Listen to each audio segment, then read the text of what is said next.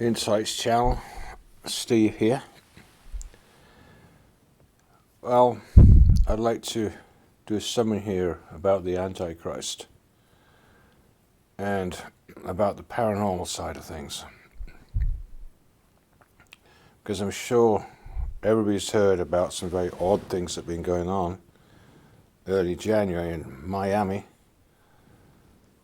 People see 10-foot aliens or demons or whatever they were, and I don't minimize that. Even if the police deny it happened, there's lots of witnesses that say it did happen,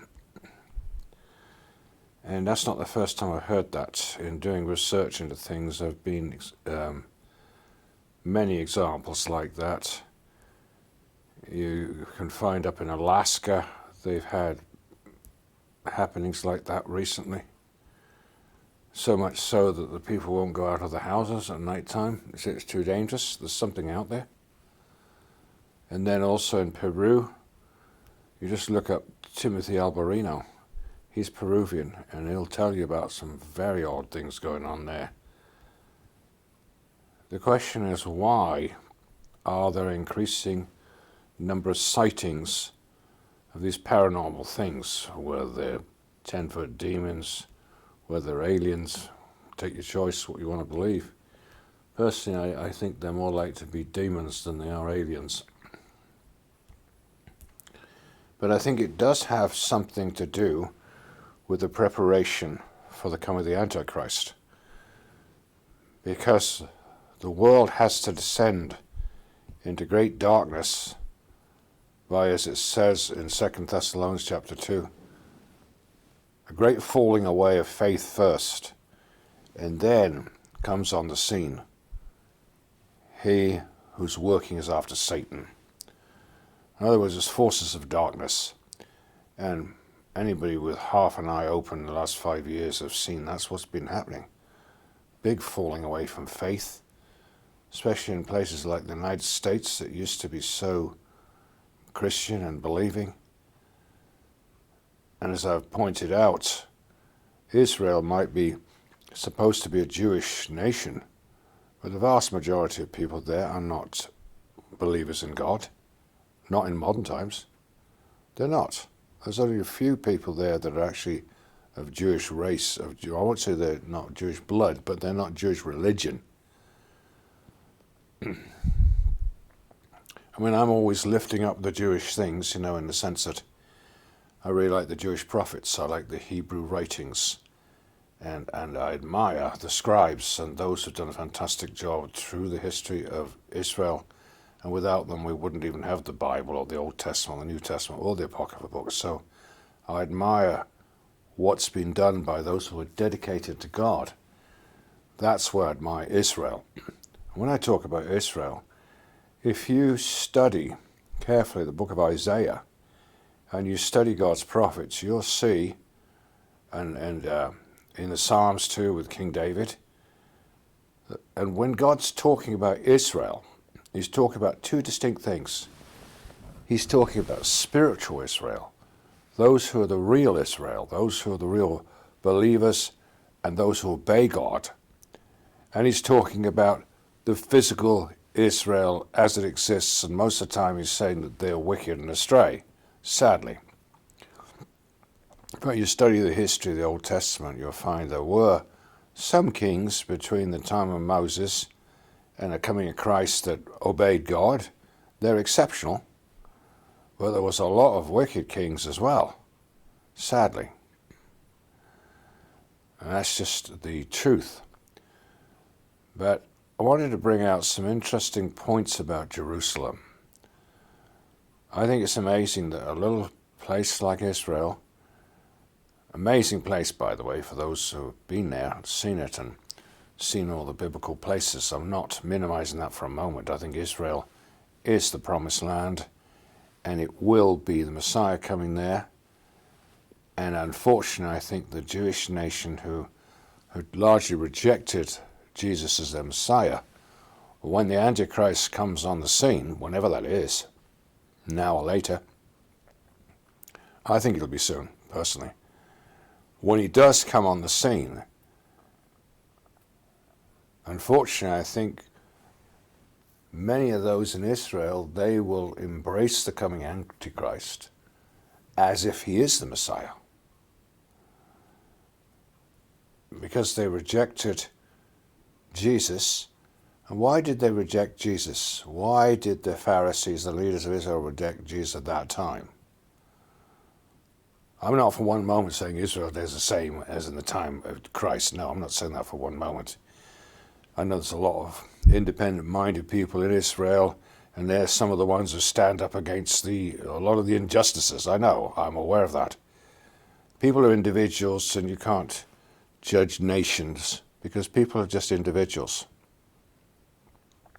But I think that the Antichrist, when he comes on the scene, he's going to be so deceptive, so satanically deceptive, that it will possibly deceive the very elect.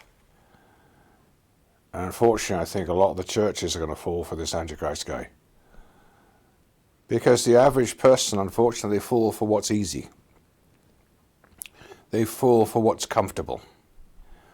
And they don't like things that are inconvenient to them or something that rocks the boat of what they're doing every day. I understand. We all have to think in terms of how we're going to put food on the table, how we're going to protect ourselves. I know, it's difficult not to get out of that way of thinking.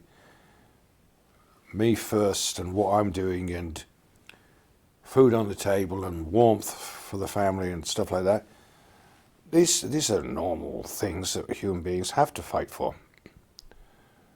But you also have to watch out when it comes to powers and governments above you, that they don't deceive you and cheat you out of something, as we found out in the last 5 years.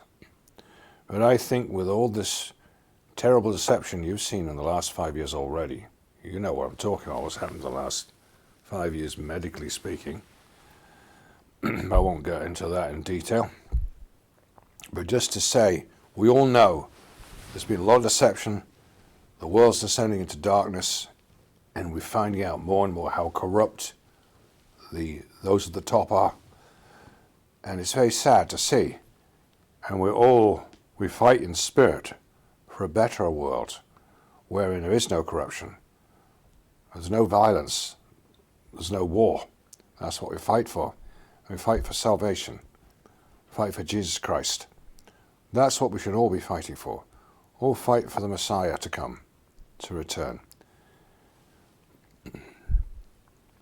I wanted to point out that I think it's interesting that I was saying in my last classes on the Antichrist that I don't think the Antichrist can come on the scene without there being something supernatural happening. Because anybody try to come on the scene in their own power and own wisdom, they get obliterated by the globalists. You bet they would. Unless, of course, it's the globalists who are putting him in power. But I think that it's quite amazing that a lot of people, including myself, have seen more supernatural happenings in, say, the last 5 years. Whether it be UFOs, I told you before, I've seen UFOs on 5 occasions. And 4 of those occasions I didn't like, because they had a bad effect on me later. I don't go out of my way to try and find UFOs, by the way. It's just, I guess I'm spiritually sensitive to seeing them. I try to avoid them, quite honestly, because upon occasion I've gone ill afterwards by, I don't know, call it coincidence, but I don't think so. But what I wanted to bring out, well, one of the reasons I think that the Antichrist will, being the son of Satan and the whole underworld, they'll put on this big light display on a world level. I believe it's going to be that way, UFOs, lasers, and then introducing their man, the Antichrist, and saying that they had seeded the world with mankind billions of years ago to fill in the lie of evolution, bring it up to date. I do think that's exactly what they'll do. I think that is what is on the horizon. But I also want to point out on the positive side, I know there's a lot of you out there who have had dreams in the past, dreams that were prophetic, or you've had visions, or maybe you got prophecy from God, or God quickened His word to you. You could be a pastor, you could be, like me, a missionary or evangelist, Or you could be somebody who just reads God's word a lot. You see things, you hear things. Well, I want to say, overall, I'd say there are occasions when I have seen amazing things. And they all nearly always have to do with light. Yes, just amazing. But I'm wondering, when the devil's son, the Antichrist, comes on the scene, and when he involved the whole power of the underworld, putting on a big light display. And like I say, I personally avoid watching UFOs because I think most of the ones I've seen are from the negative side. I know there are positive ones, God's angels, but I think I've seen mostly the negative ones, and I didn't like the effect it had on me. But I want to point that out. It's not just seeing beings in the sky like aliens in UFOs. Oh no, it's much deeper than that. And I think that when they put this big display in the sky on a world scale, it won't matter where you are. Literally. You could be cooking in the kitchen, it could be in the living room watching something on TV, and suddenly these UFOs show up in the sky. Your senses and your spiritual senses will make you react. Either you'll go to the window and see it, and if it's on a day that's cloudy, I don't know, maybe you'll still sense it, still be able to see it and perceive it. Because as I said, there is a big connection between the electronic and the spiritual. And I know that in the spirit world, for example, if you went to the spirit world now, you discover, as others who had life after death experiences, you have other senses where you can perceive things. And I think that once it is allowed by God for Satan to put on a big display, it will affect everybody in the world. It will affect you. You'll know it's happening, you'll sense it, call it deja vu, call it whatever, but you'll know something's going on. You'll just sense it and know it, and you'll go outside and see it. Rather like it shows in the movies like Close Encounters or E.T. You sense things. There's no more denying it that people have extra senses outside the physical.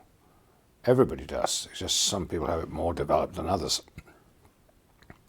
But I think in order for the Antichrist to really put on a show to the whole world, it's going to have to be in the air, in the sky, and just claim it's futuristic alien technology when it isn't. It's all spiritual.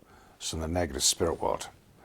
As we've seen these things countless times, and you should see some of the books by Steve Quayle that talks about beings showing up. And I've mentioned before, but the military of the United States and Russia have seen portals open on war fronts, and massive demons or giants coming out those portals and destroying everything in sight and then disappearing back down the portals.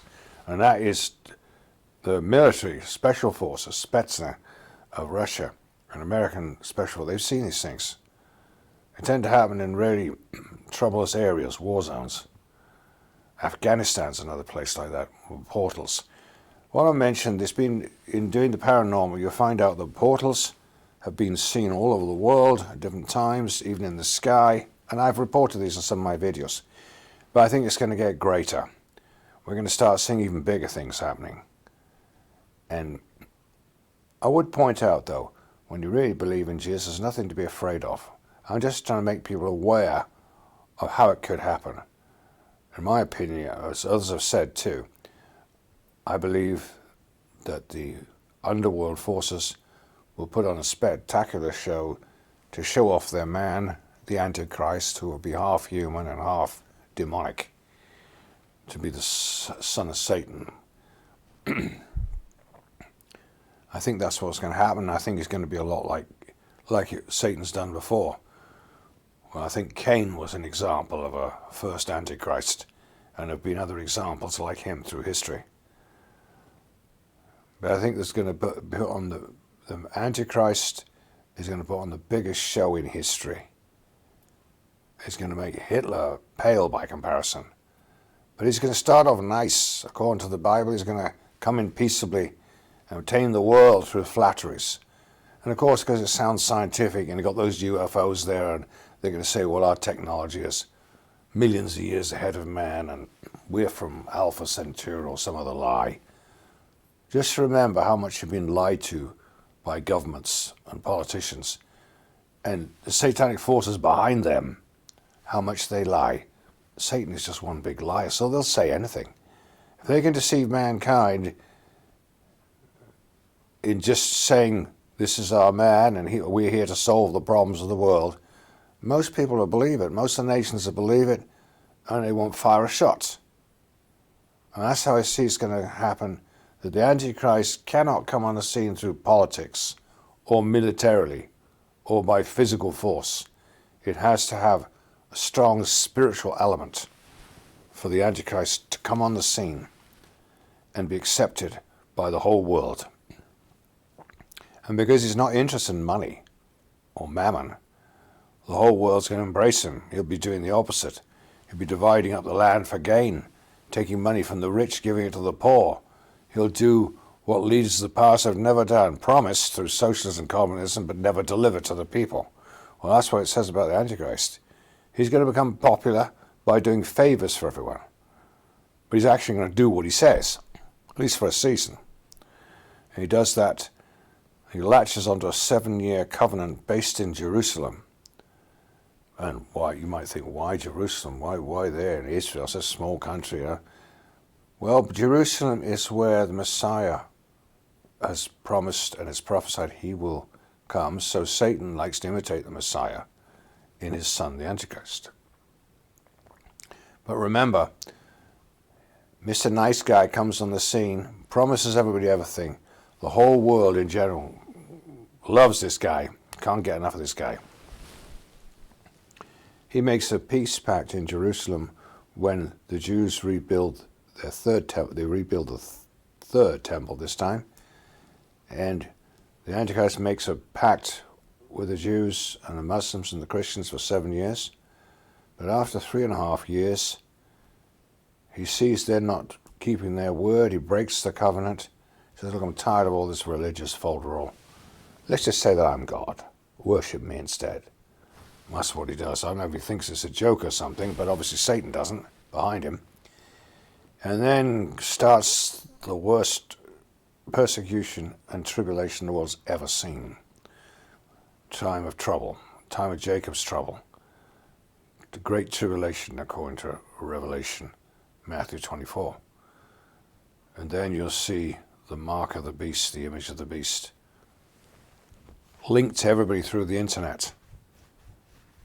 And it causes all, the rich and poor, to receive a mark in their forehead on their hand, without which they can't buy or sell. Imagine that. Imagine such a thing. But as I said last time, I believe, though, with those who really believe in Jesus and believe in the Messiah and are saved by grace, God sends out his angel in advance to put the seal of the living God on each one of God's people. So even if the Antichrist forces do come house to house one day in the future and try and force everybody to get the mark, it just won't work. Again, it's that electronic spiritual connection, because God's deactivated the electronic connection by his Spirit. It won't work even if they try and force it on people. And obviously that's why they start persecuting the Christians, because they see it doesn't work on them. It doesn't work on those who love Jesus. So if you really love Jesus and you really believe in, you've got nothing to be afraid of for the future. And remember, the sooner the Antichrist comes on the scene, the sooner everybody can go home to heaven. The sooner the last 7 years starts, and we'll know it's 7 years until Jesus comes back. So that's the good news. Well, thanks for listening, everybody. Hope you find it interesting, these classes on the Antichrist. Well, you find all about it in 2 Thessalonians chapter 2, Revelation 13, Daniel 7, Matthew 24, especially verse 15 and a few other verses there. The Bible's fantastic. It gives the answers to everything. Imagine them talking about a futuristic world leader in our time, in the end times. Describe him imperfectly and what he's going to do. Talking about his implant, Mark, 2,000 years ago. Only God could do such things as that. That's why Bible prophecy, end time prophecy is so fantastic. And you know, the devil can't worm his way out of it. He has to do what God says. He has to do what God's word says, so it'll happen. It's just not a matter of if, but when. I happen to think it's going to be very soon now. Just comparing the last 50 years, I've never seen such descent into darkness as in the last 5 years. Well, thanks for listening. I would encourage everybody to get my books, my Insights books, Enoch Insights, Josh Insights, Book 1 and 2, Jubilees Insights, Eden Insights, Testament, so the 12 Patriarchs Insights and Ezra's Insights. And also my 2 books on the paranormal, Out of the Bottomless Pit, Books 1 and 2. Well, thanks for listening. Have a great day.